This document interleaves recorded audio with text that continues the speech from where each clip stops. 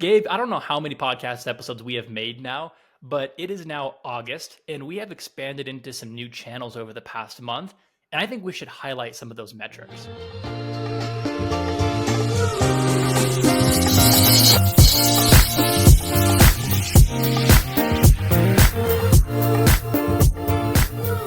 So starting in July, and Gabe, I think this was your idea, so I will give you credit. I won't say it was mine and take it, but one of the things we started doing is we started using YouTube Shorts. And for those who don't know what YouTube Shorts is, it's simply short form video, 60-second clips on YouTube.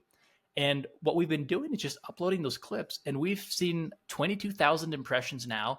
And on our YouTube channel, 80% of our traffic is from those 60-second clips. Even this week, Gabe, I sent you a text and say, hey, I just uploaded this video and it already has 500 views. And we are just seeing tremendous growth there. And I've told you, Gabe, in the past how much I love video. It's, part of my background, but I think we need to do a whole episode on video. I agree. I think we got to dig into it. And this aligns nicely with a report I recently read from Wistia, which is their state of video report. And I would definitely recommend going and downloading that. It's a really interesting report if you're looking at using video more in your marketing, trying to understand what where people are going from a marketing perspective with video. Really helpful report. So the Wistia state of video report, just go Google that. I'm sure it'll come right up. Really helpful information. But yeah, Zach, it's been fascinating seeing I hate to pat ourselves on the back here too much, but I mean, frankly, explosive growth in the number of views that we've gotten on YouTube based off of that shorts content. And I know short form video is all the rage, and YouTube is very aggressively pushing people to shorts, but it is really interesting just putting it out there. We haven't really promoted it a whole lot. It's just basically just put the content out there and people come and find it. The number of views that we've been getting on some of these videos have frankly been pretty astounding to me. Absolutely. That 80% number of our traffic going into shorts. I mean, we're not linking. I don't think we've ever linked to the shorts specifically. No, we have not. And until recently, we didn't even, link to YouTube. I think we should rewind a little bit. The reason, the first podcast episode we made was audio only. And then Gabe, you made the comment of how can we repurpose this content? And that's when we added the video component, much to my objection at the time. But no, it was a good ad. It's funny because you're such a fan of video, but you didn't want to do the video podcast. It's not so much I didn't want to. I was just thinking how are we going to produce this? But luckily we found the tools to do that, which we will talk about today. But again, we started audio only. We did one episode audio only. And that was back when we kind of joked we should start a podcast. And here we are. But we've got this video plan. And now what we've been doing is we've been uploading the clips to YouTube mostly so we could share them between ourselves. I know you download them and you upload them to LinkedIn. And that used to be one of the ways we would share the final episodes. I produce them and then Gabe will download them and share them publicly.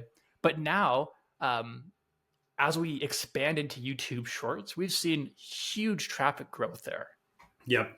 And one point I really want to lean into here is we are using the tools to make this easy on ourselves. We are not going through and finding clips and, creating these vertical videos off of the horizontal video that exists currently. The technology is just doing this for us, which has been huge. And that was, I think, the big step for us getting, flipping over and actually starting to do this, Zach, was if we had to go through and we have day jobs, we have lives, we have other things that we want to do. We do not want to spend all of our time, recreating videos off of our current content. So repurposing the existing content that we have into YouTube Shorts all of a sudden became, it's basically the click of a button, right? Or maybe the click of 2 or 3 buttons. It's pretty low effort for us to go create all this. The technology does it for us. And then it's just a matter of figuring out which ones we like and uploading those, to YouTube, and we're off and running. It really is that easy. And, just to give people insights into our production process, we record the full episode, hopefully in one take. Actually, I think we always do one take, believe it or not. And then, we drop that into our timeline, save it, export it. There's the video. And then we upload that to our podcast platforms. But then what we do is within, that one click, generate those 60-second clips. We'll get a library of, I think there's, 5 or so 60-second clips. And we can kind of comb through those, pick the ones we like, and publish. From creating the podcast, the production side takes 5 minutes. and then it takes 1 minute to find those 60-second clips. There's so many tools out there that I think can help you, specifically with podcast, do Mm-hmm. exactly that.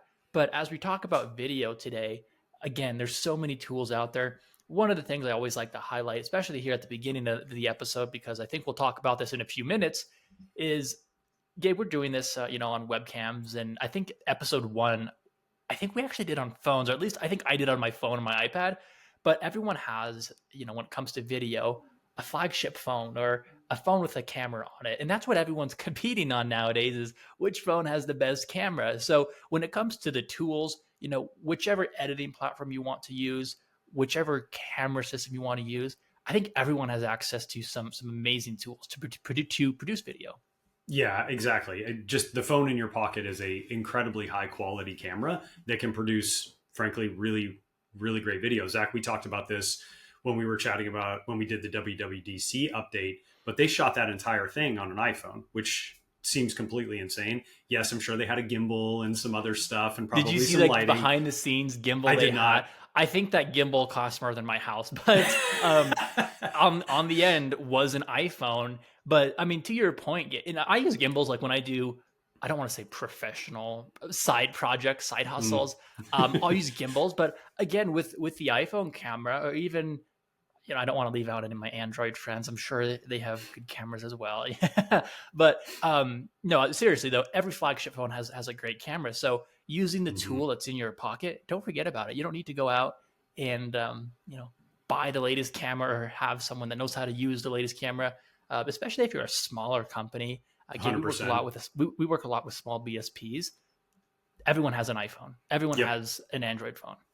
And I think a lot of times people use the equipment as an excuse not to do the thing. Well, as soon as I get the fancy equipment, then I'll go off and start producing higher quality video. Just start. And if it's something that seems to be working well for you from a marketing perspective, then you can start to upgrade your setup. Maybe upgrade to a nicer camera, maybe upgrade to better lighting, whatever. But it's just at the beginning, it's just about starting and about doing this and about practicing. And that's one of the things that really jumped out to me in that report, Zach, was how many people were willing to, how many marketers that are producing videos are doing it with just the tools at their disposal, whether it's a phone, whether it's a webcam, like what you and I are doing right now. Again, it doesn't have to be super fancy setup. And in many cases, people who are on the other end of that and are consuming it feel like it's much more authentic and real when it doesn't look too polished and produced. So I think there is an authenticity that comes with, frankly, not the fanciest, nicest setup that can be unwound if you've spent $50,000 building out a whole podcast studio. Although that would be pretty dope. I want a podcast studio so bad. The only way it's going to happen, Gabe, is one of us is going to have to move. Yeah. Well, and sorry, that's probably not going to be me. So, or probably you. So we're just going to have to continue to do this virtually. I was going to say, Okay. unless you want to like meet, halfway. I don't know what that would be, once a week, but that might get a lot of time on the road there. Yeah, you're always trying to get me divorced with the extra travel and the buying of Rivians that you're trying to force on me, and I don't know what this is about. Yeah, it wasn't my intention, but the Rivian one does bother me. That's we'll get there eventually. But We will. Gabe, I think we should we'll talk. wear her down.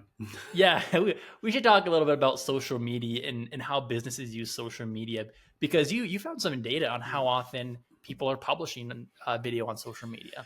Yeah, there were a couple interesting stats in that report around how often people are posting on social, as well as how often specific business sizes are posting and creating video that I really wanted to talk through, Zach. So in general, businesses are posting about 3 to 5 videos per week. And this includes long form, short form, clips, all of the kind of different categories of video here. So on average, again, about 3 to 5 videos per week. Again, we've talked about this, but just to hit on this point again, the beautiful part of this is long form can feed short form, and short form can feed clips. So everything that you're doing from a long form perspective can potentially feed other areas of what you would want to do from a video perspective. And when you look at companies that I think are doing a really good job around this and posting high quality content as well as content that's engaging, it's a lot of times taking longer form content and breaking it up into those smaller chunks. And you mentioned short form video again, and I got a couple of examples I've seen this week that are very far from being serious. But what I often see on these short form platforms is people taking that humor approach or taking that more personal approach. One of the examples I have, I don't even know what college this was, but some college of business, they had their dean make a video, and it was captioned like, when you let your Gen Z, edit the video, and the video was the dean welcoming students back, and they edited it down, so it was mostly just like him gasping, like when you breathe when you're talking. It was mostly just that, and then at the end, like there was just like they would every time he said Dean, they would just like make it super loud. But there's content like that, and again, I don't even know that college that was off the top of my head. It wasn't anything close by me, but for that to go viral and for that to bring in all that attention, I think there's value to following current trends. Whether that is having your Gen Z or the next generation. I don't know my generations anymore. Create and edit those videos or have a little bit of fun in that as well. But I think there's so many ways to go about short form or long form video and to create content that's engaging, right? Like, let's be honest, how many of us would watch a welcome video from a dean, but then we had this 30-second, humorous edit, and people are talking about it. This has gone viral now. But there's examples like that. But I think for the smaller companies, Gabe, we work with a lot of small BSPs. Having the friendly faces, the people your customers will know, I think there's going to be a lot of value in that as well. For the bigger companies as well, put that face of your company. If you have an influencer in your company, and when we talk about influencer, a lot of people think like, oh, who are the big like YouTube influencers, right? With millions of subscribers. You don't have to go that big. Every company has an influencer. Gabe, we have influencers at our company. I know we do. Yeah, absolutely. I think of some of the famous faces around town. Everyone's got someone who, I don't want to say everyone knows, but someone with a reputation. And if you can use that person within your company for this video as well, I think it's just going to make it feel more personal.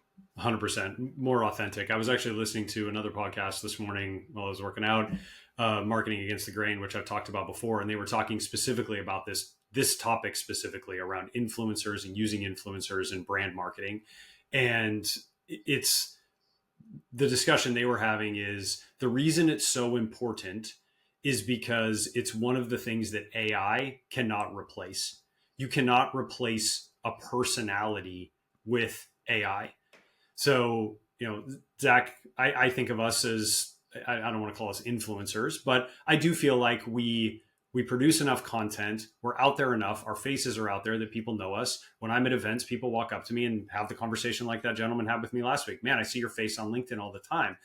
That is a really good thing, provided that we're, not completely going off the rails and talking about things that are wildly inappropriate. But I was going to say, was that a good compliment or a bad? It was a good compliment. It's a good compliment because people see our faces. We're trustworthy. We're, hopefully seen as people who, people look to in the industry when we're discussing these types of marketing topics. And again, that's difficult to replicate or really impossible to replicate with AI. So as AI becomes more broadly adopted within marketing, having these types of authentic conversations are even more important. I would love to do an episode where I just replace Gabe with AI and see how it goes. Like, even if it's like an audio, we talked about it in the past, do an audio only episode where it's like the two of us with an AI tool as a guest and just see like what that conversation looks like. But Gabe, I will not replace you. I promise that. Please don't replace me with AI. I can't handle that. But it's interesting because you and I have put enough content out into the world that you probably could train a model and it wouldn't be terrible, but it misses that authentic conversation. The other thing we want to talk about here, Zach, was how many videos based on company size. And there were some really interesting stats around this. So they broke this down into kind of three major buckets: less than 50 employees, 50 to 200 employees, and then more than 200 employees is the three kind of major categories that Wistia categorized companies into. So the less than 50 employees, they're producing one video every 24 days. When you get to 50 to 200 employees, that drops to one video every 4 days. And then more than 200 employees was one video every 3 days. So there's this huge increase in video content creation going from less than 50 employees to 50 to 200 employees. And I thought that was really interesting just because again, these larger companies are, yes, they have more resource, yes, they have more people, but that, basically 8x or 6x increase, depending on whether you're 200 or below 200 or above 200, is such a huge increase in the amount of content that's being created. What anything that jumped out to you on that when you were looking through those stats? I just thought those were so fascinating. I think the big question I have, Gabe, was that broken down by chance by short form and long form video? Because I I would be led to believe that a good number of these videos being produced, especially today with all the short form video platforms you have access to, are those very short videos. I wish Vine was still around. Those 6 second videos. I And know we you could miss see this Vine. number even higher. But I'd be interested to see because of all the brands that I've interacted with in the past week, I would say every video I've seen has been a short form video, except for the Mm-hmm. occasional ad. But so much of that content, Gabe, I mentioned at the beginning of the podcast, 80% of our YouTube traffic is short form video. I'd be curious to see what other brands, what other businesses see. Not to compare the podcast channel to a brand or a business, but I would be interested to see what that breakdown looks like for others, or even the retention rates on those videos. They did have quite a bit of detail around retention rates. And one of the other things that was discussed in that report was calls to action and where it made sense to put calls to action based on the type of video. So if you're looking at inserting calls to action in your videos, whether that's click through to a lead form or just a call to action to click through to another landing page or something like that to educate the customer a little bit more, there was a lot of really good detail in that report around, does it make sense to have it at the beginning? Does it make sense to have it in the middle? Does it make sense to have it at the end? And obviously a lot of that is driven by how long the video is, what type of format is being used as well. So there was a lot of detail around there. It's frankly way too much to get into in a discussion like this. But if folks are interested in it, I would definitely recommend going and looking at the report for a really good understanding of what would work best from a call to action perspective. I love that, Gabe. One of the things I think we should touch on too, especially as we talk about these different formats, is people's attention spans. And this is Mm-hmm. obviously a subject I love talking about. But Gabe, you have it noted here, 35% of videos were created with lengths between 5 and 30 minutes. I've always said like that's the sweet spot. And Gabe, even as we build these podcast episodes, um, we're kind of on the higher end of that because it is a Mm-hmm. podcast episode. But I think we've always tried to make sure our content is in the long form still relatively short and easy to digest. Yeah, we joke about this, Zach, all the time because we pretty much always land on 40 minutes, no matter whether we try and do a short episode or we feel like we have too much to talk about. It always equals exactly 40 minutes. But I thought it was really interesting that even though you continue to hear people have short attention spans, that 35% of videos that were being created were between 5 and 30 minutes. 5 and 30 minutes is actually a fairly long time for somebody to sit and watch a video, especially at the top end of that.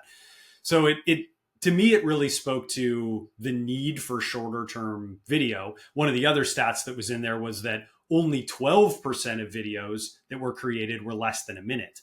And yes, that was an increase over last year. It was up from 7% the prior year. So people are producing more short form video, but there's still a lot of opportunity to create more short form video and clips and things like that, like Zach and I were talking about earlier. And if you're a business who's creating these long form videos of 5 to 30 minutes, why are you not taking those and chopping them up into smaller portions and just making your life easier and leveraging the content that you're already creating? Like I said, we need to bring Vine back. This would be the perfect platform. But Gabe, Was it really only 6 seconds? I They think were only only six 6 second seconds. videos. Yeah, God, that's so 6 second crazy. videos. I do remember I Vine. It's know. been obviously a while since it died and people were really sad, but God, I didn't realize it was only 6 seconds. That's so crazy. I wish they would surely it still exists. They could just plug it back in and turn it on. But just reboot it like you're rebooting your router or something. That's hilarious. and not to like totally sidetrack as we pivot to our next topic, but I think Vine was ahead of its time because I think it kind of exploded when I was in middle school or high school. We were in school because I remember being at like some school event. And everyone was like, "Oh, you got to check out Vine," and everyone was trying to get Vine famous at the time. However, people then shifted into YouTube. A lot of these top content creators shifted into YouTube, Mm-hmm. which did not end well for Vine, as we know. But I mean, think of all the short form video apps today that Vine could have competed with or Mm-hmm. evolved into. I think I miss Vine. Well, like you said, it was probably a little bit ahead of its time, but it would be really interesting to see if it existed today and what it looked like for sure. Because yes, Yeah. obviously all this vertical short form stuff is pretty much everywhere. The other thing that is pretty much everywhere, and you and I talk about this fairly regularly, Zach, is AI tools, and that was one of the other things that was discussed in this study was how many marketers were actually using AI tools, generative AI tools specifically, to create videos. And the statistic was that only 18% of marketers were using generative AI tools as of today, but 66% said they can't wait to use generative AI. Now, I call a little bit of BS on that because I think that's a situation where people just immediately say, "Oh yeah, no, definitely, I'm going to be using those tools for sure." The And cutting then edge technology. yeah, Yeah, yeah, I yeah. need Oh that. yeah, no, I'm definitely, yeah, I'm all over that for sure. And I don't know how much of that actually happens. People probably feel like they have to say they're going to use generative AI or they're, look like idiots because they feel like they're being left behind. And I would say the proof is in the pudding because only 18% of people are actually doing it. So my point for bringing this up is 82% of people are not using them. If you do start to use these tools as a marketer, good news, you're ahead of 82% of people because I would say it's probably not going to increase to 66% by this time next year. And you're going to be ahead of a heck of a lot of people if you start using these tools to do some of the stuff that we're talking about. I mean, I guess I'll sort of loosely call it generative AI, but that's effectively what we're doing, Zach, with the take the longer clip and chop it up into smaller clips. I mean, it's using AI to generate different pieces of content. I think that kind of falls into the definition of generative AI. Yeah, Gabe, I agree with you. And like I said, use the tools you have access to. I think we've been doing Mm-hmm. a very good job at this. Again, I haven't replaced you yet, but Yet. we've talked about some of these AI tools in the past, but it is, vastly in just the few tools we use, it, improved our production time or given us the ability to, as you mentioned, go back to YouTube, upload these 60-second clips in 5 seconds. It's a one click kind of deal. So definitely research the tools and understand what they're capable of and how they use that information, how they use that data. Mm-hmm. But I guess big point here, Gabe, is as we produce these podcasts, not only has access to these tools and the enhancements that our software uses improved our own production time, but our ability to recirculate that content. Mm-hmm. Absolutely. And I think there's a couple other ways to start to think about using AI or generative AI just in a sort of like a gateway perspective. So one of the tools that I use to take our videos and caption them, which we'll talk about captioning here in a moment, which is really important, also has the ability to create avatar videos based off of a script. I don't even think I told you this, Zach, but I actually did this the other day just to kind of try it out to see what it looked like. And when you go in there, there's like business professional, there's informal, there's casual, there's all kinds of different avatars that you can create. You literally just type out the script and it creates a video of this avatar saying whatever it is that you want to say based on the script. It's quite effective. I would say, yes, you can tell it's an AI. It's not perfect by any stretch, but it was pretty darn good. And it got me thinking about how marketers could use that for things like a welcome email series. If you're sending out a welcome series to a customer to educate them about this new product or service that they purchased, could you use an avatar to maybe you have an email with some of the written content and then you have a video at the top of it that basically is an avatar saying a lot of that same content. We've talked about this before, Zach, but people learn in different ways. Some people learn through reading, some people learn through audio, some people learn through video. If you're creating this content and you have a super easy way to create just a different mode by taking that exact same content and sticking it into a video with an avatar, great. And now you're meeting people where they are. So I think there's a ton of opportunity to do things like that. And it's very, very inexpensive. This tool in particular is like probably $150 a year. I mean, we're not talking about spending thousands and thousands of dollars to do something like that. One last comment here as as we shift into our next topic, but every time I hear like AI avatar being mentioned, I don't know if I'm like haunted by this or not, but I think back to Apple Vision Pro and like Mm-hmm. the avatar. Have you seen these, Gabe? Like on Zoom I have. They're calls, or like super creepy. it'll scan your face, and like as you talk and interact with this headset on, it creates like an avatar of you without the headset on and presents that in the Zoom meeting or the Teams meeting. It's it's improved a little bit, but like every video I've seen about people testing out these AI avatars was like, yeah, that's not that's not good. No, those ones looked super creepy and weird. And again, this technology is not perfect, right? There's obviously going to continue to be advances here, but again, just meeting people where they are, taking the content that you're already creating and recreating it potentially in a video format. That's something that, again, very low friction, very easy to do, and it automatically is just you're going to drive more engagement because you're going to get people engaging with your content in a slightly different way. So to that end, One Zach, last thing. sorry. Yeah, please go ahead. And then I'll you know, shift topic to captions. Since we're talking about Apple Vision Pro now, has anyone ever heard like what's the latest with Apple Vision Pro? I feel like I haven't heard anything since this thing launched, and I was really excited to see what developers would do, and specifically how the video content would become more immersive. And I haven't heard anything. And Gabe, I'm always up on the tech news and reading things like that, but I haven't heard anything about this product since it launched. I think unfortunately it just hasn't been purchased at the volume that Apple expected it to be. And I think they talked about that a bit on their last earnings call, but it's just so expensive that unfortunately it's so expensive and the use cases aren't there yet for broad market adoption. And so unfortunately, because of that, it just hasn't reached broad market adoption yet.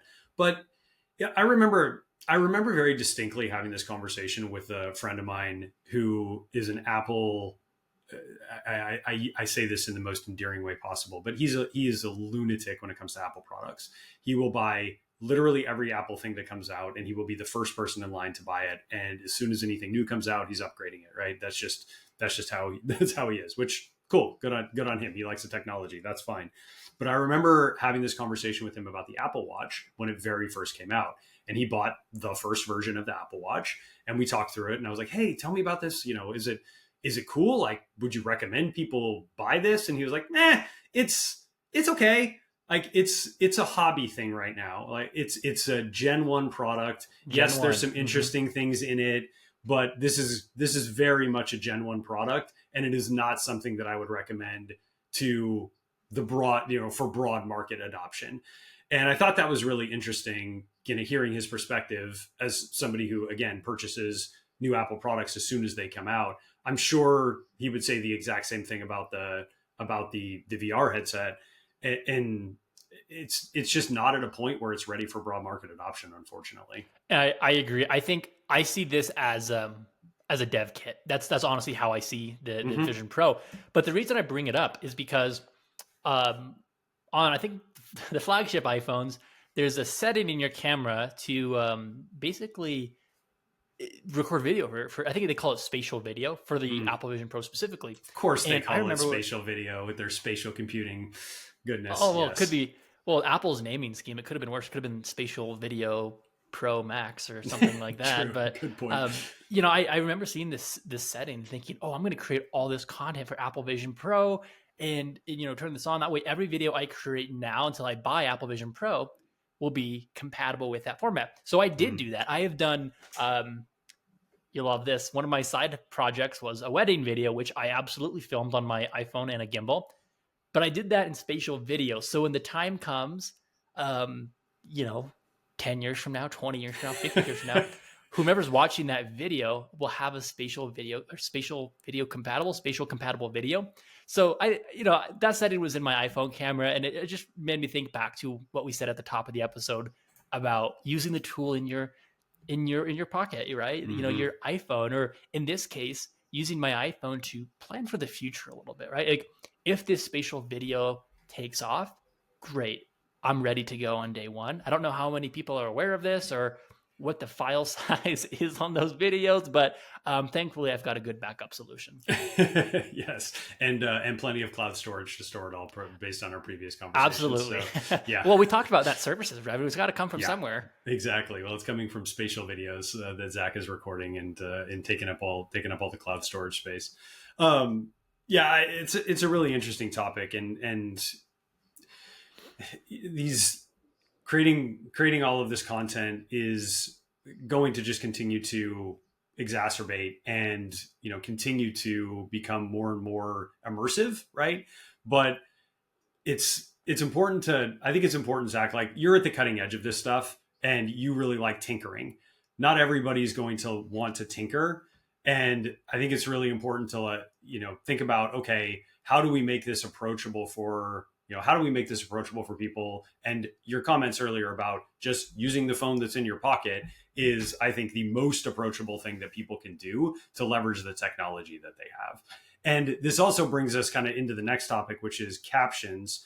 And one of the other things that you and I have noticed, I think, just broadly with short form video and video in general, is it's very rare that you see a video nowadays that doesn't have captions on it. And according to the Wistia report, adding captions boosts viewer affinity by almost 100%. It also boosts recall by nearly 60%, and what they would consider likability and uniqueness by about 30%. So there's these huge increases in engagement when you just start to add captions to the video.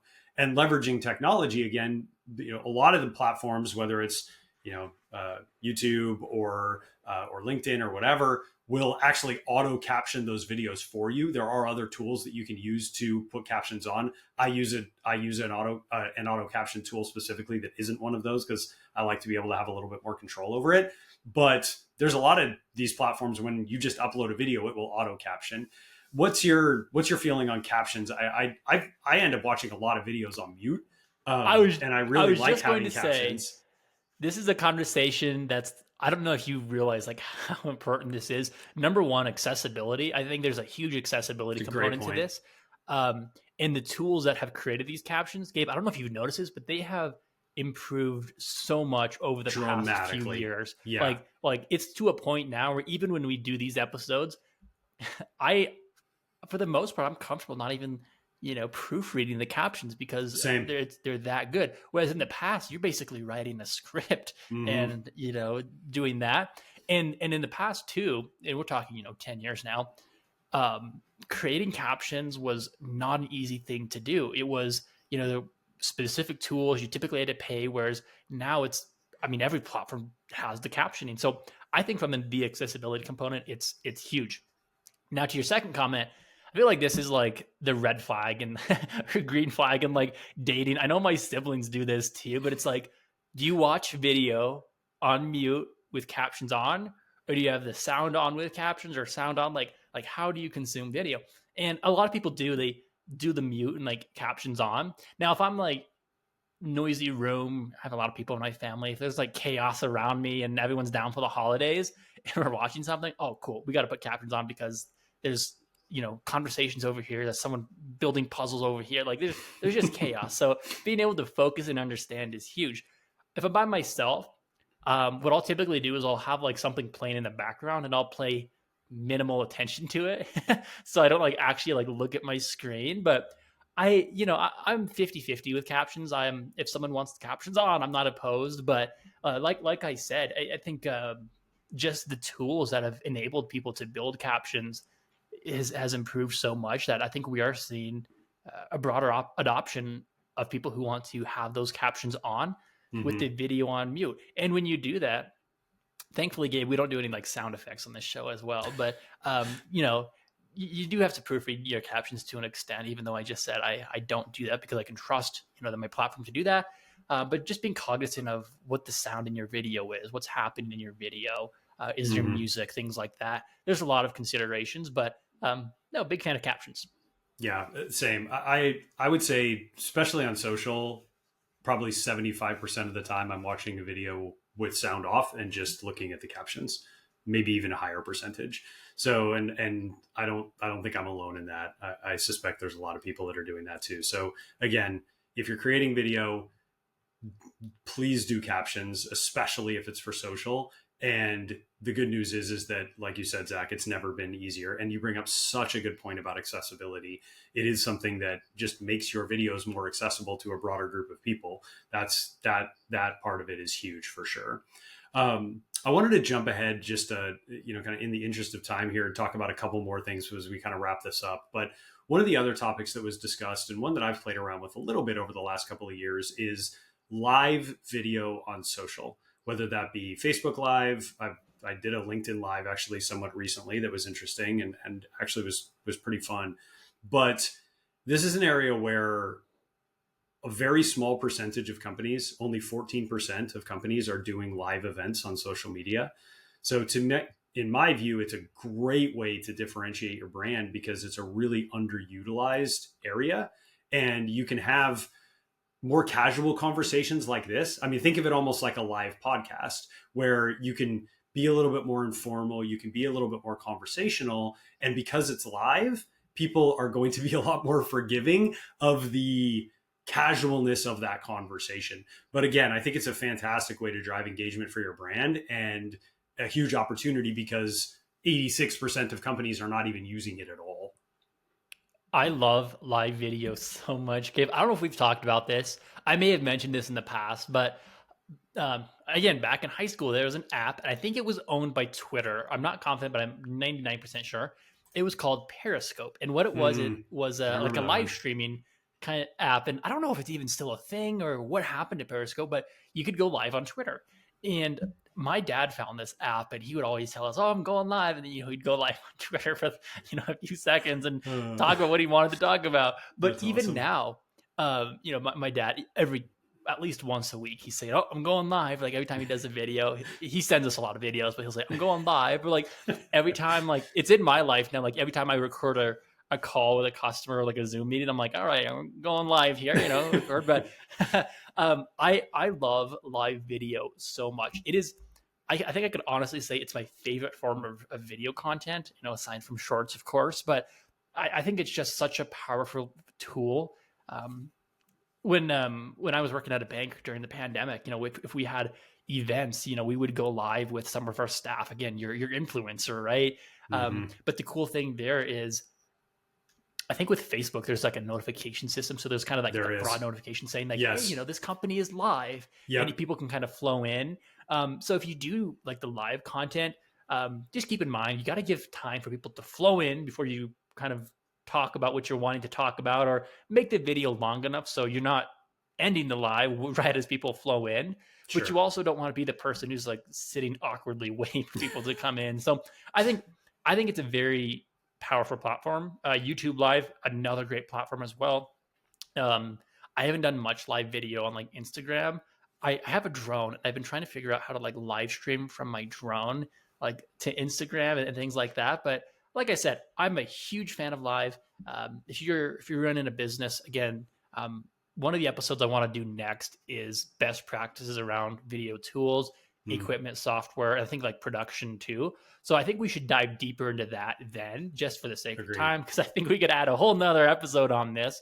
Yeah. But with live, just keep in mind some of those best practices. But if you haven't used live video yet, stay tuned for that next episode, and we'll dive deeper into that. But Gabe, like I said, one of my favorite platforms.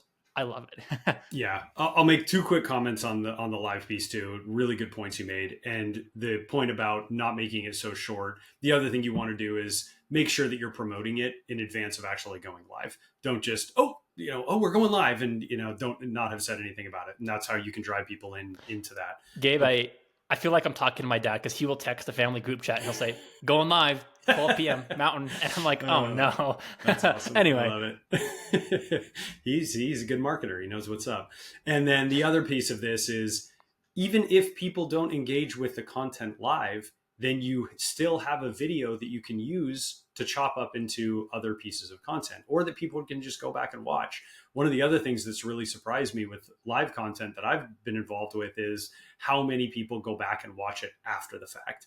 So again, even if you only get 100 people watching it live or whatever, there's probably going to be hundreds of other people that will consume it because you have that now piece of content that you can leverage. And as we've talked about many times, maybe chop it up into smaller portions also. I love it, Gabe. Well, keeping in mind our audience's attention span here, as I know we're getting so close to our 40 minutes.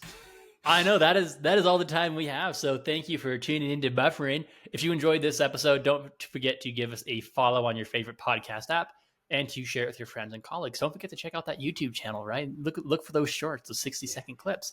Yes. But for more insights and updates, be sure to connect with Gabe and I on LinkedIn and to visit our podcast blog at bit.ly/bufferingpodcast for even more content.